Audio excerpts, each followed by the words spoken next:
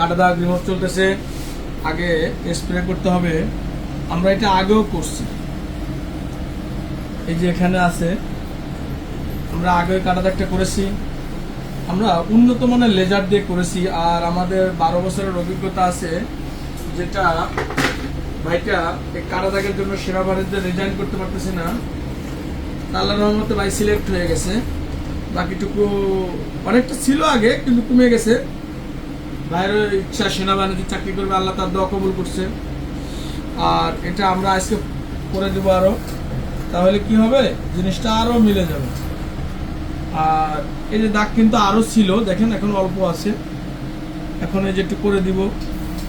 কিন্তু যাদের স্কিন ভালো তাদের ফিডব্যাক খুব ভালো আসে। আর এই 2 জায়গায় তো ভাই নাকি? জি জি। যাক, তা ভাই তো আমাদের কাজের নিয়ে স্যাটিসফাইড নাকি? জি ইনশাল্লাহ। ভাইয়ের চেহারা আমরা দেখাবো না, কারণ অল্প বয়স, সমস্যা হবে।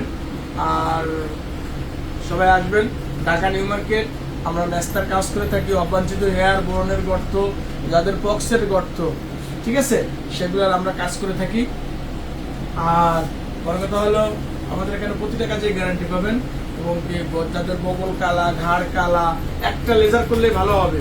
সাবান, ফেস ওয়াশ ঘষে যাদের কাজ হচ্ছে না, তাদের জন্য একটা লেজার ব্যবহার করলেই কাজ হবে। আর যদি কাজ না হয় আমরা টাকা রিটার্ন।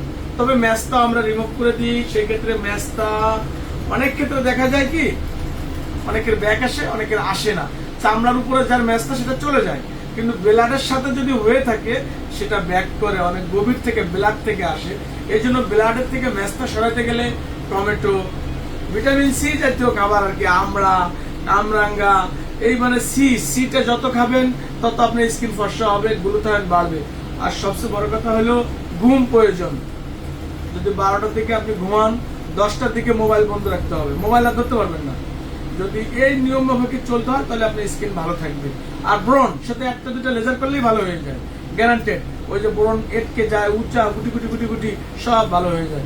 চোখের নিচের দাগ একটা লেজার করলে ভালো হয়ে যায়, গ্যারান্টেড। যদি আপনারা এই স্টামে লিখিত চান, লিখিত চাইলে লিখিত দিন, কোনো সাইড এফেক্ট নাই, কোনো প্রকার ক্ষতি নাই। আমি 12 বছর ধরে এই নিউ মার্কেটে এই কাজই করতেছি। ওকে, আল্লাহ হাফেজ।